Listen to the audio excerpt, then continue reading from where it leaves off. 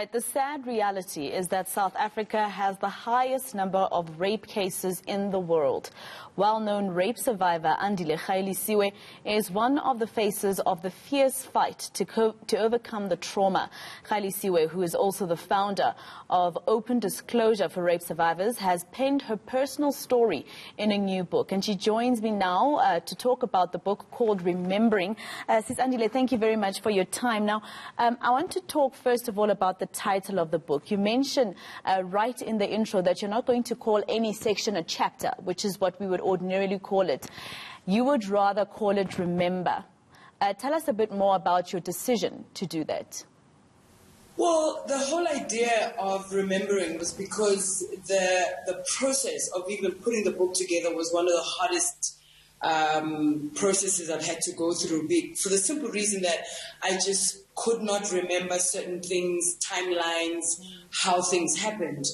And the reason I was even saying to the publishers that I'd rather be as practical as possible in everything about this book was because I know that a lot of rape survivors go through these kind of traumas where your brain puts everything right at the back to help you cope. Because if everything is top of mind every day, chances are you wouldn't be able to live through that.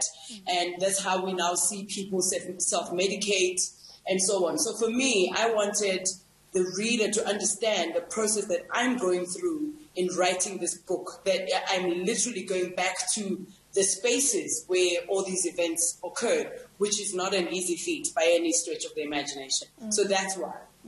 And I was going to talk specifically about that, remembering. It's not something very easy, correct? I mean, for some people, there are some events that happen in your life that you want to basically block out, and the brain is very good at doing that. And you mentioned in the book that it happened to you with a neighbor in Meadowlands at your grandmother's house who clearly had violated you, but you had no idea because you blocked it out. And you even mentioned in the book that you want to even go for like a hypnosis session to try and tap into that. Yeah, because it feels like you have a monkey on your shoulders. I know that something that I did not want to happen in my body happened. What it was, I'm not sure. It is because exactly what you're saying, Masego. The brain is such a powerful tool that in protecting me, I could only recall the 2 instances of sexual violence that happened in my life. And I guess because the one was the very big one, which was my dad. And the other one was very traumatic in that I got beat up almost to death by this taxi driver. And I guess those ones will kind of stand out because they're huge things. Whereas this one with the neighbor, it's somebody that you grow up around. It's someone, I remember this guy was he was a quiet guy. Usniga Maswiti as kids. And so here you are groomed, you are made to feel safe. You are made, and you are told not to tell anyone. And I'm about to have a conversation which I haven't had with a lady who was in my family at the time. She was married to one of my uncles, whom I believe knew what was happening, because all those years ago, she tried to have a conversation with me, and that conversation didn't pan out, didn't go anywhere. But in my journey of trying to remember, that's why hypnosis came into effect. In fact, way even before the publishers I sat down, because it took 1.5 years for me to agree to do this book, because I was so fearful of going to those places in my mind. And so, yeah, I appreciate my brain, man. I do. I do remember that section in your book where you talk about the lady who was married to your uncle, who you thought knew what was going on, but she didn't have that conversation. I guess because a lot of people, when things like that happen, and you mentioned it in the book as well, people are not trained on how to react to things like that. But I also want to talk about that important part of the book, which is basically about what happened with you, with your biological father, somebody who your mother had basically shunned on. She had basically not wanted you to have a relationship with him. She was very upset with you when she found out that you were in Hillbrow at his home. And that happened where you even froze when he was doing that act, while his wife, I believe you say, was away for about 10 days because they had just had a baby, and so she had to go home. But you know, then you look at the fact that you say in the book that you confided in your grandmother and you didn't confide in your mother, not only because you had a bad relationship with her, but you actually were blaming her. And you admit in the book that you were not able to even have that conversation with her, that actually I blame you for what happened. Yeah. Well, this is the thing with black communities. So when you get married and you're a single mother, and the father is not present of that child, when you get married, the person that you marry, we are ulobola ingane. And that means he's now the rightful father, right, of that child. And so being a kid, obviously I know those things now, I'm older, but at that point I didn't understand it, I didn't like it. And I understood now that my mom was trying to protect her family. And one thing also is that we've had this conversation. She did not have any kind of inkling that my biological father would actually rape me. She just, I guess, how girls would be mad at your baby daddy and you don't want him to have access to the child. It was that. And the fact that he found me somehow as we were growing up, and her upset was about that fact that I literally was going behind her back to meet him because he had all the things, all the attributes. I wanted to sing. He had been a singer. He would buy me expensive clothes, Benetton and Kappa and so on. And he wasn't in that immediate space where I was with my mom, being such a troublesome kid. And so with her, I didn't have that relationship, that trust. It's like when I got raped at boarding school, I was afraid to tell her that actually they not only stole the money, my school fees for the term and my groceries, but the driver then took me to this place. I told her I was beat up, but I didn't say that I was raped because the shame was on me.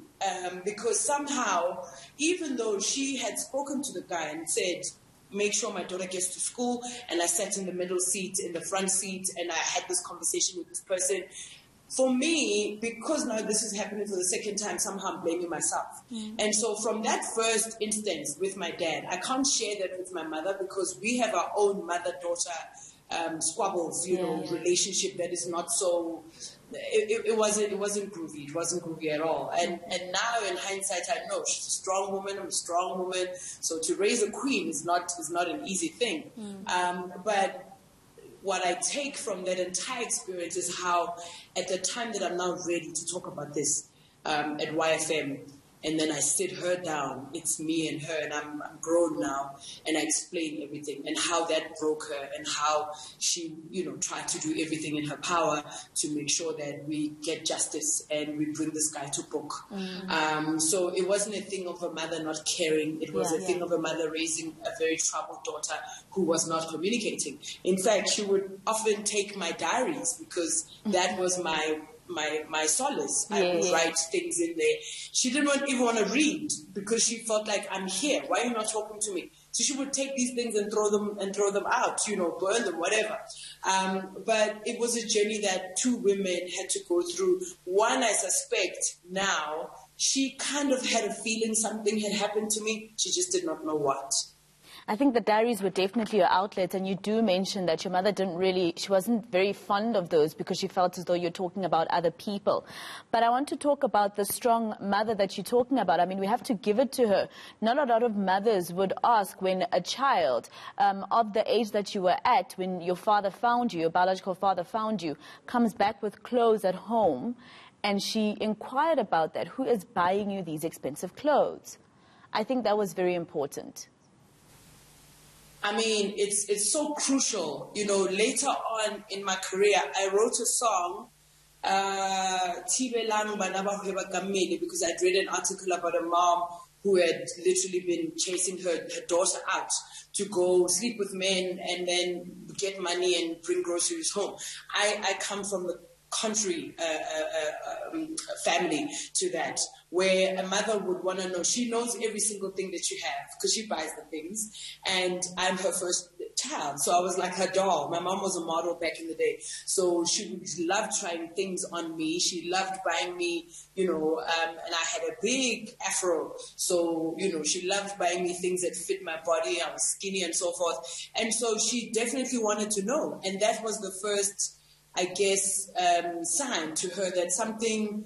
Who's this person? Where are these things coming from? And then when I eventually did say who it was, hell broke loose. That's why I then ended up running away from home to go find my dad at Joburg CBD. And that's a typo that says it's Hillbrow. It was Joburg CBD. And it was because I had now been forbidden from seeing this person, because also as an adult, he didn't do the right things. He did not find my mom, come to her and my new dad and say, that's my daughter, I want to have a relationship with her, I want to see her. He was literally going behind their backs. And so I was forbidden and I ran away and, well, I then got raped. Talking about going behind your back, after you left, when the incident happened in the Johannesburg CBD at his apartment, you say he then called your grandmother, obviously not to really check about your safety, but to check, to basically try and suss out, do they know, have you said anything? But I want to go back to 2-6. I think you mentioned him a little bit earlier without mentioning his name. He's the one who attacked you at school when your teacher had sent you to go fetch some water. He tried to get you into a dark classroom. But there you said you fought tooth and nail. Oh, that one, I mean, it was during the riots. And I used to go to school, Komulapo, Maforim Pashela High School. And 062 was that guy that everybody was afraid of. And he accosted me. One of the teachers had asked me to get water. They were in the staff room. And it's one of those days where you leave home coming to school, but when you get to school, there's no studying going on because there's riots and so on. So there's not a lot of kids in the school, but those of us who are there. And the guy pushed me. It was some kind of a steep, and he pushed me and hitting me, and I'm screaming. But our teacher at that time, because it was empty in the school, were playing music in their staff room, and we're just chilling. And I guess that's why they didn't hear me. But when we got to this classroom, and it was the door, and I'll never forget that, because I remember holding onto each side of the door panels, and he's beating me on my back. He's beating me all the way down so that I literally fall inside the room. And it's those classrooms with the windows right at the top, so it's darkish. I fought, I took the blows, and I was just not going to cower. I was not going to go into that classroom. And while I'm fighting there and he's beating me, that's when other kids, students, then come and they see what's happening and get him off of me. And in that rage, I then said to him he was not going to live to see Monday or the weekend. And on Monday when I got to school, I found out 62 had been shot by the cops and he was dead.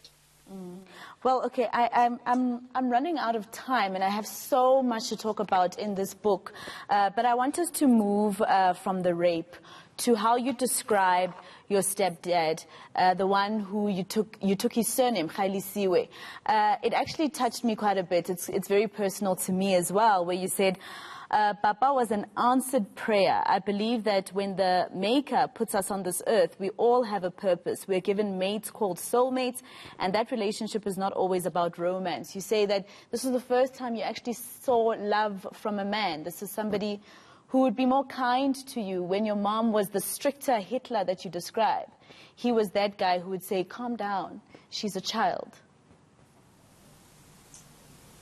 Oh, Masego. I don't know why. Maybe it's because he's passed on that, oh my goodness, it brings tears to my eyes to talk about him. Never in my life have I met such a gentle giant, such a gentle soul, such a loving and very upfront individual.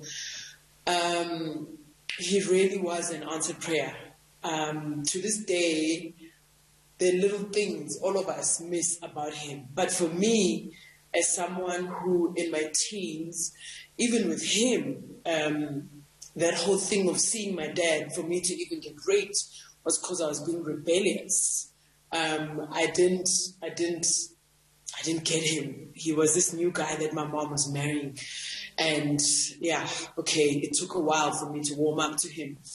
But when I did, this was my savior. This is the guy that I could have conversations with about what my biological dad did. In fact, this is the guy that even now, when I later then found out through Twitter that my half-sister, who the time that I was getting raped, the wife had been home for those 10 days because she had just given birth to his half-sister. When I then found out, this was, and found out that through other people, when my half-sister was looking for my dad on Twitter, that he had actually raped other people. All these years, I thought, I don't know, the devil got a hold of him that day and he did it to me. And so when I wanted to open the case, I had to sit down with both my parents. And Gaelesiwe was like, look here, it's not worth it. Don't do it. You're a media personality. You're a healer. You have a journey that you're going. Some people are going to take this and just, you're forever going to be this poster child. And there's so much more to you. Let this thing go. Let him go. The work that you do already justifies you, because I was feeling guilty for not having opened the case all those years ago. And I thought, now that I know that I'm not the only one that he raped, it was my duty, since he was my dad, to open this case. And it was Gaelesiwe who said to me, no, leave him. We all pay for the things that we do in Mhlabeni. If you don't get justice on this side, certainly on the other side, you'll get it. So I miss that man every day. Bought a new house, moved in. I see him in this house, even though he hasn't even been here, because he was a MacGyver. He was that guy. He cooked, he cleaned, he sewed, he built our home in the South. He built that with his bare hands. I've never met, nor do I think I'll ever meet, someone like Gaelesiwe. Apparently, I have run out of time, Andile, but I had so much to talk to you about in this book, about, how you take us into your confidence, about your journey to finding your gift of healing and your spiritual gift. And then the funny parts here and there, the funny parts about you being admitted to hospital after being told by a partner's baby mama that she was going to kill you, finding out what she did to actually get that baby daddy. Drama in this book, and well done for this piece. You are absolutely right in the beginning of it when you said that it's a book that is meant to alleviate those who think that they should be silenced, that they should speak out. And thank you for this offering and for allowing us, to travel into your personal life. This was very personal, and a lot of private stuff came out. It was basically nice getting to know you, Andile, apart from Khumbule Khaya. Thank you very much for your time. All right, that is, of course, Andile Gaelesiwe, who is a media personality and now an author as well. This is the book that we're reviewing today on the bookshelf. Thank you for watching.